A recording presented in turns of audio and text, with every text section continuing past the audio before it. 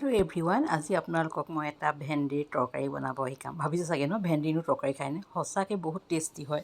আহকচোন মই বনাই দেখাওঁ আপোনালোকো বনাব দেই, বহুত টেষ্টি হয়। ভেন্দিকেইটা ধুই প্ৰথমতে মুচি ল'ব। পাৰে সিমানটো সৰুকৈ কাটি ল'ব, এইদৰে সৰুকৈ কাটি ল'ব।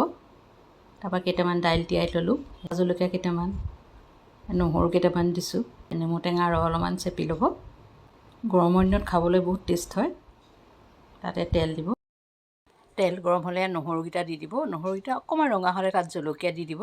তাৰপৰা হালধি অকণমান, এই দাইলকেইটা যে মই তিয়াই থৈছিলোঁ সেইকেইটাও দি দিলোঁ। দাইলখিনি অকণমান ভাজি ল'ব লাগিব। এই কাটি লোৱা ভেন্দিখিনি ঢালি দিলোঁ। সেইখিনিও অকণমান দি অলপ লৰাই ল'ব। তাৰপাছত অলপ মজ কৰাৰ পাছত তাতে পানী দি দিব।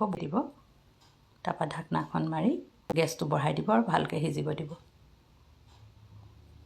সিজিলে নাই, দাইলটো সিজিলেই হৈ যাব, ভেন্দিটো পটককৈ সিজিবই। ভালধৰণে উতল অহাৰ পাছত এই নেমু টেঙা ৰসখিনি যে চেপি থৈছিলোঁ সেইখিনি চাকনিখনে চাকি পেলাই দিছোঁ। এতিয়া এটা ভাল ধৰণে উতল আহিব দিব। এইখিনি ভাল ধৰণে উতল আহিল, এইখিনি মোৰ এতিয়া হৈ গ'ল। গৰমৰ বতৰত খোৱা এটা সুন্দৰ ৰেচিপি। দুপৰীয়া টাইমত খাই বহুত টেষ্ট লাগে। মোৰ যেতিয়া এই দাইল বা ভেন্দিৰ তৰকাৰীখিনি আপোনালোকৰ ভাল লাগিছে, আপোনালোকে লাইক কমেণ্ট শ্বেয়াৰ কৰিব। ভিডিঅ'টো চোৱাৰ বাবে ধন্যবাদ।